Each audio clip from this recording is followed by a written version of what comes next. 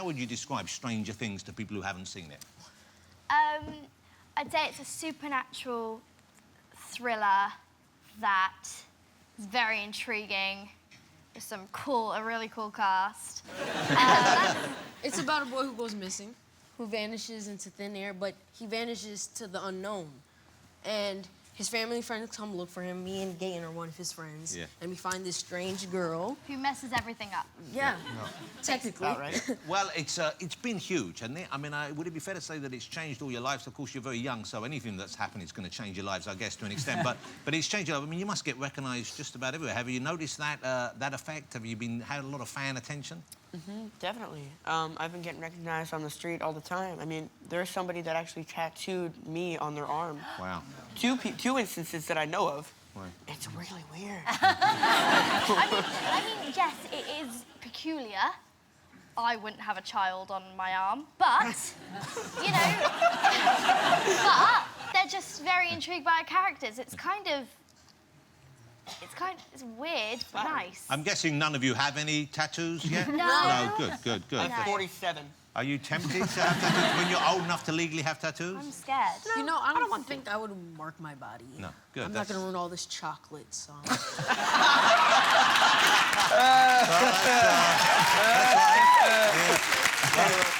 Caleb, tell me about the part you play.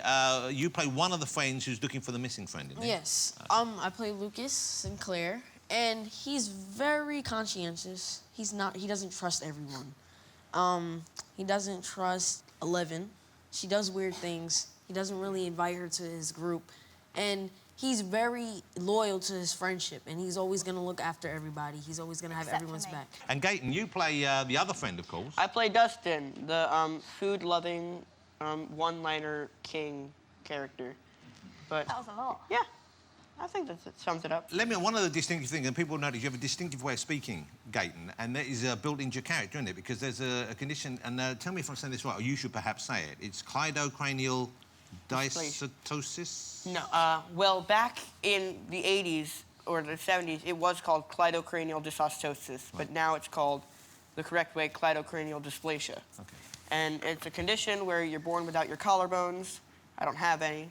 It affects your facial growth, your skull growth, it affects your teeth. So that's why I don't have any. These are fake right here. I have teeth, but I mean, they're all baby teeth. But I need a lot of surgery, and I have a really mild case, and a lot of people have it much worse than I do. And I feel like putting it into the show is really raising awareness for it. And I'm lucky that mine was very mild, but now that it's in my genes, which it usually is passed down through genes, it wasn't for me. It just happened. So now that it's in my gene, I have a 50% chance of passing it down in my genes, and it could be much worse for them. But yeah, I just want to raise awareness for it and let people know that it's not something they should be afraid of showing. Well, thank you for talking about it. Now, Millie, you have to, as we just saw in the clip that you saw, you had to shave your head for the part. Yes. Well, that shows a lot of commitment for anyone, but especially for a young woman in show business to have to do that one of your first big gigs. Was that a tough decision to make? Were you comfortable with that concept? Oh, yeah, I was very excited. I mean, when I first found out, yeah, I was like, OK, that's negotiable, you know, we can negotiate some things. And then I was like, no, it's not. It's not. And then it was one day where we was all in school, and you know, Caleb goes in first to have his hairstyle, you know, Gaten and Noah and Finn, and then I'm the last one. And I go in, and it just all wears off. And then I come into lunch. But it took about, like, 2 hours. It took about 2 hours, yeah. So did you have long hair before? It's pretty long, was Yes, it? it was about... No, it's not. It was probably about down to here. Right, OK. Yeah, but the boys didn't actually recognise me. So, guys, I'm going to do a little test with you here. You guys can join as well. I thought I'd see whether or not, in your research for the 1980s, whether you would fully immerse yourself. So I'm going to show you. We're going to set it up like a little 80s game show. They can't do that. They lived in the 80s. Yeah, well, no, they're not being quizzed. No. Oh, OK, OK. So let's play Things Were Stranger in the 80s. Bring it on.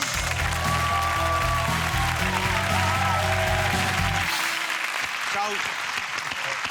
up here, you can probably see we've got a conveyor belt out there. This is Things Were Stranger in the 80s, and I'm going to put things on there, and you guys have to decide as it's going past you, was this a real thing or was this not real in the 80s? Will you guys catch at the end? Okay. OK, let's go to the first question. Yeah. Which of these famous duos from the 1980s were a married couple? Was it the Crankies?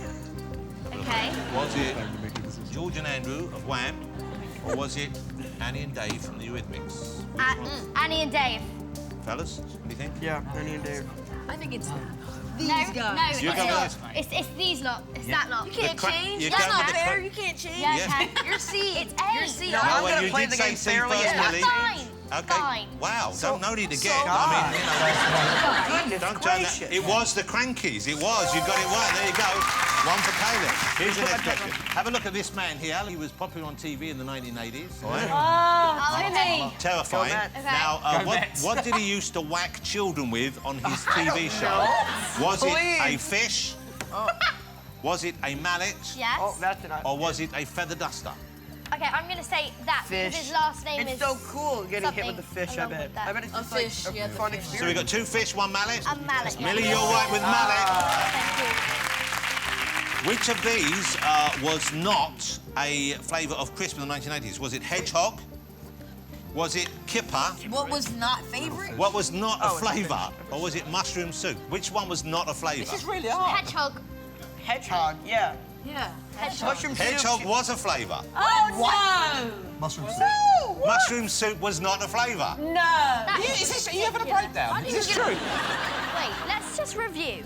You said that there's a flavour crisp of a hedgehog. Don't do those spooky eyes on me.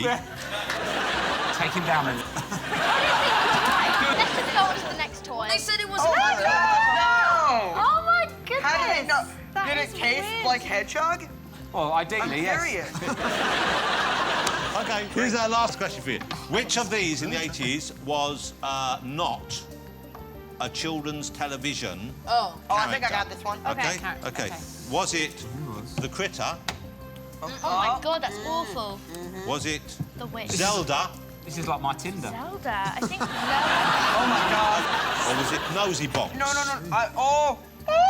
I think What was not? I What think was it's, not? Which oh, one I was think it's not? I think it's the second one. I feel like it's gonna be I think obvious. It's the first one. The first one. You think the first one was not a children's I personality? think the Yeah. You second need to help me. The second one. don't You know think any of this. Zelda was Please. not? See, that is way too messed up to be in a children's show. So you're saying C. that one of those which I'm was saying not A. in children's I television think was C? that one is Hey, Okay. yeah. Caleb, you're right. A was Critter from the movie.